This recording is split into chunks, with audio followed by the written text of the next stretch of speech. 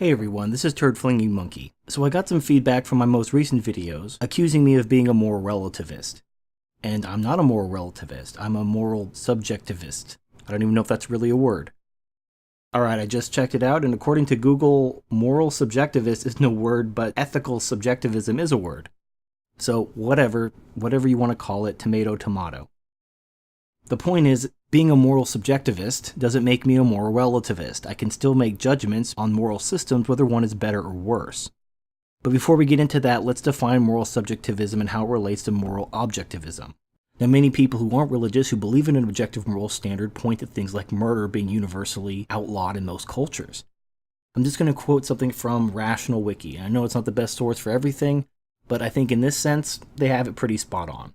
Quote, a common argument in favor of objective morality is to assert that all societies agree that murder is wrong. However, murder is by definition the unlawful taking of life. So any agreement is merely the people within a society should obey the rules of society. For the argument to have any validity, all societies would have to agree on which type of killing constitute murder. But even a cursory review of human history shows this is not the case. Infanticide, which one would think would be universally reviled, was perfectly acceptable to the Romans and Spartans. Human sacrifice has been practiced by cultures around the world, as have judicial executions. The slaughter of civilians in war was widely accepted until fairly modern times. Some cultures did not consider it murder to kill people from other nations. In the Edo period, samurai had wide latitude to kill peasants over the slightest discourtesy. Unless there is at least one type of killing that is universally considered to be murder, it cannot be argued that all societies agree that murder is wrong in any meaningful sense, unquote. And there you go. So if murder is held to all these subjective standards, all these contexts where it's okay in this instance and not okay in this instance, this is not an objective moral standard. The taking of life is not objective, it is subjective. It's okay in this instance, it's okay in this culture, it's not okay in this instance, it's not okay in this culture. Hence, morals are subjective. Now, to state that morals are subjective doesn't mean all moral systems are equally valid. It doesn't mean they are equally valuable. There are moral systems which are better, and there are moral systems which are worse. Now, how you judge better or worse is once again subjective. In the era of political correctness, it's become a moral imperative not to discriminate, to hold all things being equal even when they lead to completely different outcomes. What happens is they're indoctrinated into what I call a cult of indiscriminateness. And the way the elite does this is by teaching our children, starting with the very young, that rational and moral thought is an act of bigotry. That no matter how sincerely you may seek to gather the facts, no matter how earnestly you may look at the evidence, no matter how disciplined you may try to be in your reasoning, your conclusion is going to be so tainted by your personal bigotries, by your upbringing, by your religion, by the color of your skin, by the nation of your great-great-great-great-great-great-great-grandfather's birth, that no matter what your conclusion, it is useless. It is nothing other than a reflection of your bigotries. And therefore, the only way to eliminate bigotry is to eliminate rational thought. That they've been raised to believe that indiscriminateness is a moral imperative, because its opposite is the evil of having discriminated. The problem is, of course, that the ability to discriminate, to thoughtfully choose the better of the available options, as in she's a discriminating shopper, is the essence of rational thought. So quite literally, we are dealing with the whole of Western Europe and today's Democratic Party, dominated as it is by this philosophy, that rejects rational thought as a hate crime.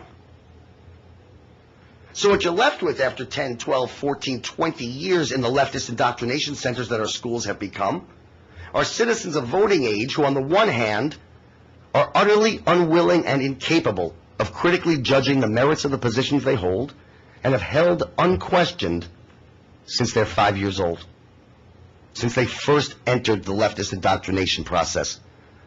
It's not that they're not aware of all the things that we're aware of. It's that they need to reject them in order to remain in this 5-year-old utopia that they've been told is the only hope for mankind. A mindless indiscriminateness. So what you're left with is not only adults, citizens of voting age, who cannot judge their own positions, but who are virulently antagonistic to any position other than their own. Why? Because when you've been brought up to believe that indiscriminateness is a moral imperative, any position other than their own must have employed discrimination. inevitably leads them to side with evil over good, wrong over right, and the behaviors that lead to failure over those that lead to success. Why?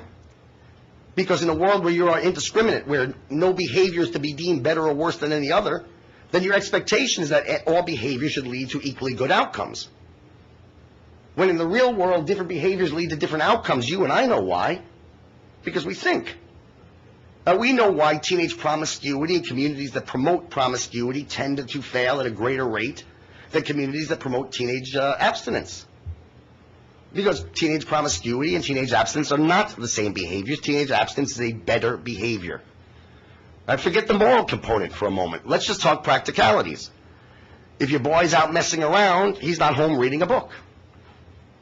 If your daughter's down at the abortion mill again, she's not at the library studying for the SATs. If your son's in a hospital bed somewhere dying of AIDS, he's not putting together his 5-year plan. They have no explanation. So therefore, the only explanation for success has to be that somehow success has cheated. Success, simply by its existence, is proof positive to the modern liberal of some kind of chicanery and likely bigotry. Failure, simply by its existence, no other evidence needed, just the fact that it has failed is enough proof to them that failure has been victimized. So the mindless foot soldier, which is what I call the non-elite, will support the elite's blueprint for utopia, will side with evil over good, wrong over right, and the behaviors that lead to failure over those that lead to success, and have a sense of justice. The same is true of good and evil. Since nothing can be deemed good, nothing can be deemed evil, that which society does recognize as good must be the beneficiary of some sort of prejudice. It's based on the reality that once you subscribe to indiscriminateness, anything other than indiscriminateness is the evil of having discriminated. Now, I understand the ignorant discrimination based on things like skin color or sexual orientation, why that would be undesirable. But there are things which are perfectly legitimate to discriminate based on. So the way I judge moral systems is based on the results. And I'm going to quote something I've heard in religious texts because it's actually valid. There's a saying that you judge a tree by its fruit. You know, sometimes you can't tell what a tree is based on its leaves and its bark. But when it grows fruit, you know what kind of tree it is. And whether that fruit is tasty or not, you know whether it's a good tree or a bad tree. Now, ultimately, we decide what is subjectively better for us. You can objectively measure certain results, whether they are better or worse, desirable or undesirable to you, the individual, and then you can decide which moral system is better. But appreciating the subjective nature of moral systems doesn't mean that one must hold that all moral systems are equally valuable. Some are objectively worse, some are objectively better. But how you judge the better or worse is somewhat subjective in and of itself. Ultimately, I decide what's better based on what benefits me. Sorry if this video is a little bit rambly and hard to follow. These are just my thoughts. Hopefully you found this somewhat informative. I just want to kind of dispel the notion that I'm a moral relativist. I am not. There are systems which absolutely suck, which don't benefit anyone.